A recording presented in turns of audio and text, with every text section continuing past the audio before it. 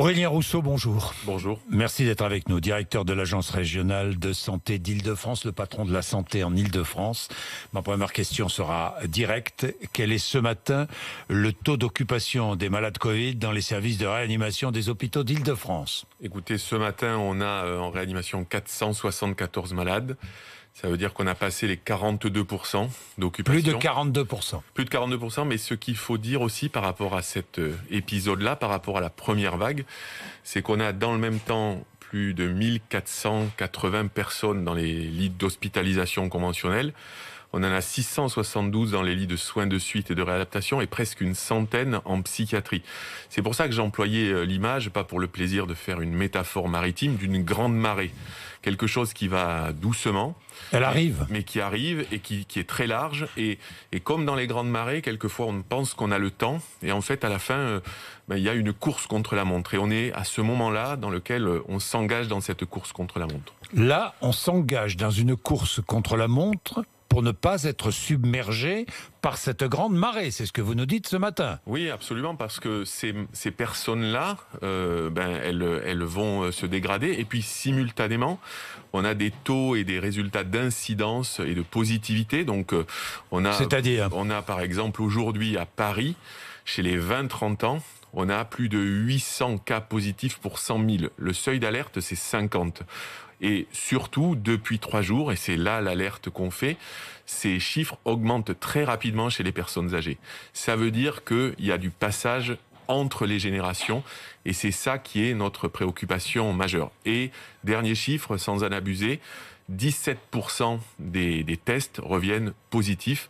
C'est un chiffre qu'on n'avait jamais atteint. 17% des tests sont positifs. Bon, on ne l'avait jamais atteint aussi parce qu'on était moins testés, peut-être. Absolument. Aussi, hein, Aurélien Rousseau. Absolument. Bon, mais les patients en réanimation ont en moyenne le même âge que ceux qui étaient en réanimation au printemps? Aujourd'hui, on est encore 1 ou 2 ans au-dessus du chiffre qu'on avait au printemps, mais tout converge pour se dire qu'en fait, on va avoir à peu près les mêmes critères, et notamment pendant quelques semaines, moi y compris, on pensait que la durée moyenne de séjour serait un peu plus courte.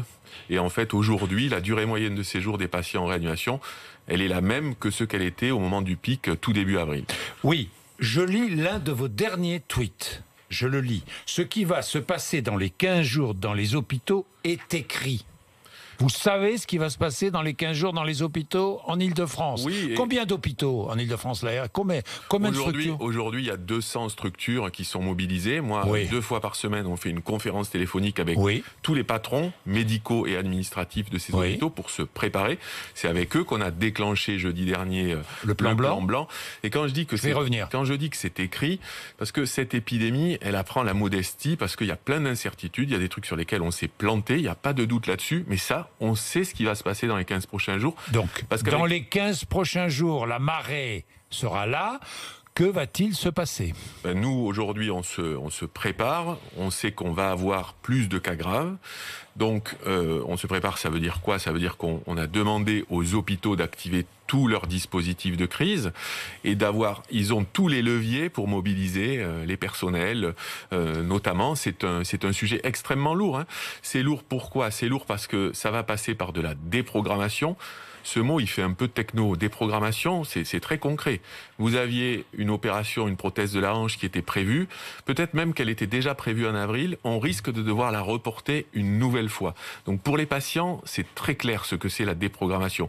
Et pour les soignants, c'est aussi, certains d'entre eux, leur demander de repousser leur congé. Vous avez commencé à le faire? Eh bien, les hôpitaux s'organisent. Et oui, ça a commencé à être fait dans certains hôpitaux, en effet. Donc, rappel de personnel en congé ou demande au personnel de reporter les congés de la Toussaint, par exemple. Hein. Je vais revenir sur toutes les mesures, puisque en fait, nous sommes en état d'alerte ce matin. C'est ce que vous dites en Île-de-France. Oui, on est au sens propre en état d'alerte maximal et peut-être, et je le prends en partie pour moi, peut-être qu'on n'a pas suffisamment dit ce que ça signifiait. Et il y a un point qui est sûr.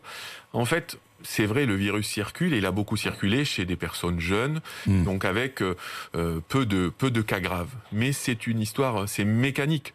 Plus il y a de gens contaminés, plus une partie d'entre eux vont faire des formes graves. Jeudi, vendredi, samedi, on a eu 6000 nouveaux cas en Ile-de-France. On estime que c'est entre 2 et 5% le nombre de nouveaux cas graves à partir des contaminations.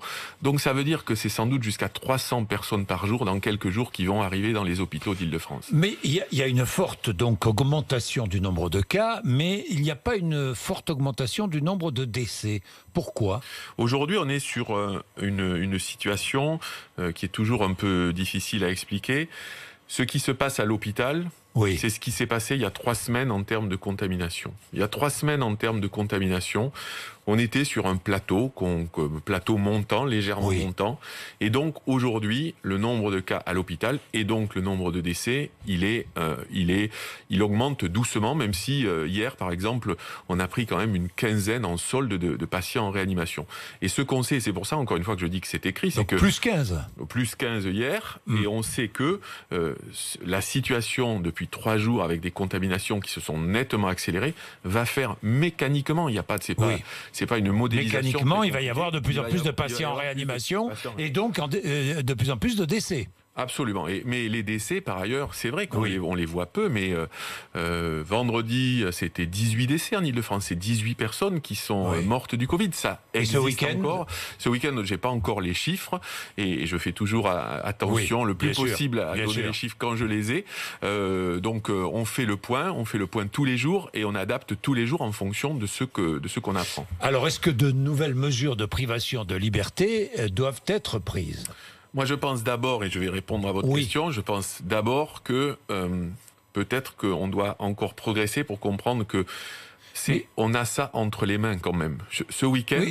alors, racontez-moi. Ce week-end, je passais dans le 19e, autour de chez moi, et je voyais des gens en terrasse, attablés. Alors, c'était sans doute un restaurant, ils avaient le droit d'être là, le droit... administrativement parlant. Je suis allé parler à 2-3 d'entre eux et j'ai eu cette réponse à 2 reprises qui m'a un peu, je dois dire, un peu étonné. On m'a dit, mais si c'était vraiment dangereux, le gouvernement l'aurait interdit. Et je dois dire que de ce point de vue-là, il me semble que pourtant c'est clair, c'est aussi une partie de responsabilité individuelle. Il faut qu'on comprenne que plus on se contamine, même si on est jeune, même si on est en bonne santé, plus le risque de toucher des personnes qui, elles, sont fragiles, augmente. Alors vous rencontrez le conseil scientifique tout à l'heure, vous allez faire des recommandations, évidemment au gouvernement, le conseil scientifique, nous verrons quelles seront les décisions prises par le gouvernement, mais compte tenu de ce que vous dites, de nouvelles mesures de privation de liberté sont inéluctables. Aujourd'hui, Aurélien Rousseau, c'est ce qu'on fait depuis 6 mois. C'est-à-dire que on a les mesures, on essaie de les mettre en œuvre jusqu'au bout. C'est pour ça que j'appelle ça une course contre la montre. Je pense qu'il y a encore des réactions citoyennes à faire et on planifie toutes les hypothèses. Et c'est un spectre extrêmement large. Reconfinement possible en Ile-de-France ? Depuis le départ, Aurélien Rousseau. On met tout sur la table. Et donc, moi, par ailleurs, cette crise, elle apprend à chacun un peu à rester à sa place. Moi, je ne suis pas ministre, je ne suis pas... Non, c'est pas vous qui décidez. Voilà, donc je le dis, toutes les hypothèses, on est obligé de préparer toutes les hypothèses. Et en même temps, tous les jours. Donc vous préparez un possible reconfinement, vous préparez un possible couvre-feu, comme c'est le cas dans plusieurs villes européennes. On regarde ce qui se fait ailleurs. Voilà. Et de toute façon, une mesure, elle n'est pertinente que si elle répond exactement à ce qu'on voit en termes de contamination, en termes de risque, et que si aussi elle est acceptable, compréhensible par la population. Parce qu'on le voit bien, s'il n'y a pas une mobilisation des citoyens, tout ce qu'on peut faire, en fait, sera beaucoup moins efficace. Donc c'est à ce prisme-là, mais notre responsabilité, c'est de toujours en permanence avec les préfets, dans le dialogue avec les élus, à regarder ce qu'on pourrait faire si la situation se dégradait. Donc des décisions seront prises dans les heures ou les jours qui viennent, là, de nouvelles décisions. Tous les jours, évidemment. Il y a des discussions qui évaluent la situation. Il faut s'attendre peut-être à des restrictions si ça continue à progresser. Parce que l'épidémie progresse en Ile-de-France, comme elle progresse dans d'autres villes de France, dans d'autres métropoles, même s'il y a quelques... D'ailleurs... Comment se fait-il qu'à Marseille, ça aille mieux, selon vous ? Vous avez discuté avec l'ARS, j'imagine, le patron de la santé dans la Provence-Alpes-Côte d'Azur. Je crois qu'y compris hier, il y a eu à nouveau une petite flambée d'arrivée en réanimation à Marseille. Donc il faut toujours être extrêmement prudent. Et puis par ailleurs, c'est un peu comme sur les mesures. Ceux qui sont aujourd'hui capables d'expliquer avec aplomb toute la dynamique de cette épidémie en France, en Europe, ou la pertinence des mesures, il n'y a pas ni d'explication miracle, ni de remède miracle. Il y a de la bataille pied à pied, chacun dans nos responsabilités. Et nous, autorité publique, on est en responsabilité, mais chacun des citoyens aussi. Et c'est pas une histoire de culpabiliser ou de faire peser sur les gens. C'est au fond assez simple. On essaye de dire les choses et en disant à chacun ce qu'on peut faire pour lutter collectivement. Bon, alors on va dire les choses, Aurélien Rousseau. Tester, tracer, isoler, c'est la politique appliquée qui n'est pas toujours une réussite. On teste. C'est vrai qu'on teste de plus en plus. D'ailleurs, les tests antigéniques, c'est pour quand ? On a commencé à déployer des tests antigéniques à une Alors échelle. je rappelle que c'est un prélèvement le même que le PCR, mais c'est un résultat en moins de 30 minutes. Absolument, c'est un test, donc on a commencé, on en a déployé 100 000 en Ile-de-France. Là par exemple, depuis quelques jours, on a fait dans 80 EHPAD de la région pour tester comment ça marche, parce qu'il faut mettre en place les process. On a fait la semaine dernière en PCR plus de 253 000 tests avec... Il y a encore des points noirs, ça sert à rien de le nier, mais on est passé en dessous de 40 heures en moyenne pour la remise du résultat, ce qui est un point important. Et par ailleurs, le système, il est effectivement pas infaillible, mais il nous protège quand même. On n'a pas eu de cluster critique. Pourquoi tant tester ? C'est ce que le public ne comprend pas, Aurélien Rousseau. Pourquoi tant tester alors qu'on tarde à obtenir les résultats ? Vous l'avez dit, on raccourcit les délais, mais parce qu'après il faut tracer. C'est vrai, tracer. Or, pas terrible, il n'y a pas assez d'enquêteurs. On est un peu débordé justement par le nombre de tests positifs. Moi, je suis pas d'accord avec vous sur ça. Ah bon, d'accord. Bon, non, mais je le dis simplement, c'est une politique de prévention. Oui. Plus on arrive à savoir qui est positif, plus on arrive à convaincre les gens de respecter l'isolement, de se mettre à l'isolement, plus on va casser des chaînes de contamination, limiter des contaminations. C'est pas une politique qui fonctionne à 100%. Mais l'isolement... Mais moi, chaque jour, j'ai une centaine de collaborateurs de l'agence de santé, des milliers de collaborateurs de l'assurance maladie qui remontent, qui font ces enquêtes, qui appellent des gens pour les convaincre. Et ça, c'est autant de gens qui n'auront pas contaminé d'autres. Est-ce que c'est infaillible ? Bien sûr que non. Est-ce que ça a ralenti la progression de l'épidémie ? Oui. L'isolement, certains ont peur de perdre leur travail, vous le savez. D'ailleurs, tiens, j'ai une question à vous poser. Dans les hôpitaux, est-ce que des soignants positifs au Covid travaillent ? Non, dans les hôpitaux en Ile-de-France, des soignants positifs au Covid ne travaillent pas. Par contre, des soignants qui seraient sujets contact, qui donc, quand on est une personne lambda qui n'est pas sur un service essentiel, sujet contact, donc devrait rester à l'isolement, on les autorise, je mets des guillemets parce que, y compris, on leur demande de venir en portant un masque, évidemment avec toutes les mesures de protection. C'est un protocole qu'on a mis en place dès le mois de mars, mais aujourd'hui, c'est ça la règle qui est appliquée en Ile-de-France. Aurélien Rousseau, y a-t-il aujourd'hui en Ile-de-France plus de lits d'hospitalisation qu'au printemps ? Aujourd'hui, en Ile-de-France, on continue à être sur les 1200 lits de donc pas plus qu'au printemps. Et on déclenchera des lits complémentaires grâce à la déprogrammation. Oui, mais grâce à la déprogrammation. C'est-à-dire qu'il n'y a pas plus de lits de réanimation aujourd'hui qu'au printemps en Ile-de-France. Un lit de réanimation, Jean-Jacques Bourdin, c'est pas juste un sommier et un matelas. Non, c'est un personnel aussi. C'est des respirateurs. Des machines. Des médicaments, des équipements de protection et du personnel. Sur les 3 premiers points, on a vraiment, depuis le printemps et depuis la première vague, franchi une étape. On est prêt. Mais en effet, la tension sur le personnel, elle est extrêmement forte. On ne forme pas une infirmière et a fortiori un médecin en quelques mois, mais pour vous donner cet exemple, à l'assistance publique Hôpitaux de Paris, on a recruté 500 infirmiers de plus depuis le printemps. C'est pas encore assez. On n'a pas... Et c'est pas une question de fric, pour dire les choses simplement. Oui, mais 500 soignants de plus. Oui, mais d'autres sont partis. D'autres ont démissionné. Oui. Aurélien Rousseau. Alors, ma question, y a-t-il plus de personnel soignant aujourd'hui qu'au printemps dans les hôpitaux de l'Île-de-France? Oui. Aujourd'hui, il y en a plus. On est arrivé au niveau où on était en septembre 2019, de septembre 2019, parce que la crise du Covid, c'est pas une tempête dans un ciel calme. Tout le monde le sait. L'hôpital, il était en crise, l'hôpital était en tension, il y avait des mouvements sociaux. Il y avait, en Île-de-France en particulier, un nombre de postes vacants extrêmement élevé. C'est pour ça que je dis que c'est pas une question d'argent, c'est une question d'arriver à recruter, à fidéliser et à attirer les personnels. Ben, bien sûr. Là, donc, on est mieux que ce qu'on était en mars dernier, mais on n'est évidemment pas encore. Il y a encore des centaines de postes vacants. Sur les infirmiers, je prends juste l'assistance publique aux hôpitaux de Paris, il reste encore 500 postes vacants. Et notre bataille, c'est de recruter. Vous allez embaucher. Vous voudriez embaucher combien de personnes? Aujourd'hui, je vous dis, l'assistance publique aux hôpitaux, il en faudrait 500, à peu près pareil sur les autres hôpitaux de la région. Et après, c'est aussi le rôle de l'Agence régionale de santé, c'est que ça soit pas une concurrence entre les établissements, parce que le jour J, je reprends ces chiffres, qui a pris en charge les malades en Île-de-France? 40% l'assistance publique, 30% les hôpitaux généraux publics ailleurs, et ensuite le privé qui a été extrêmement mobilisé. Là, le privé, actuellement, est-ce que le privé va être mobilisé, est déjà mobilisé? Est-ce que le privé accueille des malades Covid? D'ores et déjà, le privé est très mobilisé. On a, dans les lits de réanimation, 24% des malades sont dans le privé. Donc d'ores et déjà, le privé est mobilisé.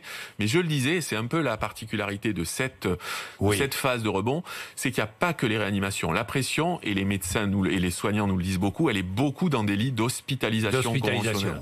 D'hospitalisation conventionnelle, où on doit pousser les murs. Là aussi, il faut un encadrement.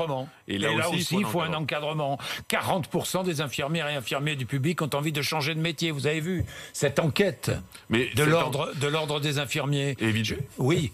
Ne vous inquiète pas? Ah, mais bien sûr que si, ça m'inquiète. Ça m'inquiétait avant la crise du Covid.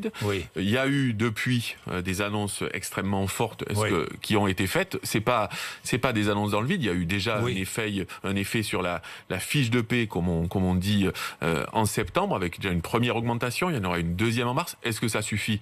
Bien sûr que non. On a des tas de mesures à prendre. Il y a 8 milliards d'euros qui seront mis chaque année en plus sur l'hôpital, et notamment l'hôpital public, mais à court terme. Et les témoignages sont bouleversants quand on lit les témoignages des soignants, sont bouleversants sur ce qu'ils ont vécu.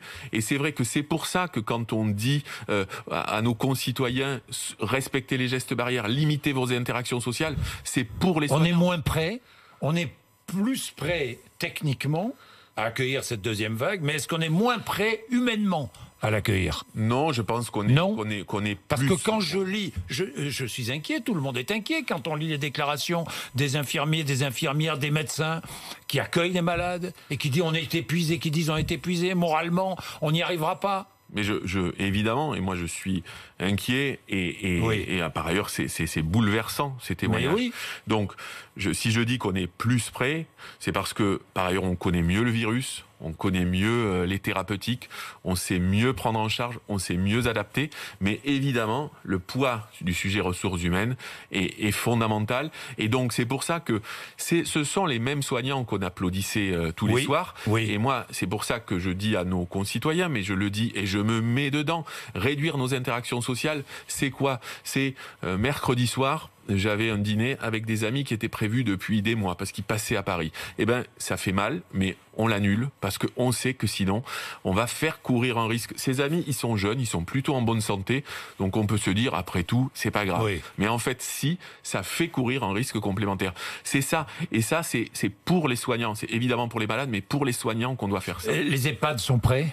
Les EHPAD, je pense, sont eux aussi plus près. Avec un protocole sanitaire extrêmement strict. Aujourd'hui, on a en Île-de-France, il y a 700 EHPAD, il y en a 127 dans lesquels il y a au moins un cas de Covid, donc ce sont 127 sur 700. Et ça, depuis plusieurs semaines, le chiffre ne bouge pas. Et là, il faut aussi rendre vraiment un coup de chapeau. On parle souvent des soignants à l'hôpital. Il faut parler des soignants et des personnels administratifs dans les EHPAD qui font un boulot extraordinaire. Et donc nous, notre boulot, c'est qu'il n'y ait aucun huis clos, qu'on les aide autant qu'on peut pour les accompagner dans cette période. Je termine avec la campagne de vaccination contre la grippe qui commence demain. en Ile-de-France comme dans toute la France, qui commence demain. Est-ce qu'il ne faudrait pas rendre ce vaccin obligatoire pour les personnels de santé? Aujourd'hui, nous, notre conviction, c'est que il faut convaincre. Il y a une très forte attente de ce vaccin. On commence la vaccination. Je suis sûr que le pourcentage de vaccination va faire un bond cette année. Mais des doses supplémentaires, il y en a, vont être mises à disposition. Par rapport à l'an dernier. Oui. Et on est toujours, comme toujours en France, entre est-ce qu'il faut obliger ou est-ce qu'il faut convaincre. Nous, on pense que on peut convaincre encore les personnels, tous les personnels. Je veux dire, par exemple, à l'EHPAD, la vaccination, elle est très forte et je suis certain qu'elle sera encore plus forte cette année. Merci Aurélien Rousseau d'être venu nous voir, le patron de la santé en Ile-de-France, le patron de l'Agence régionale de santé. Merci. 8h54.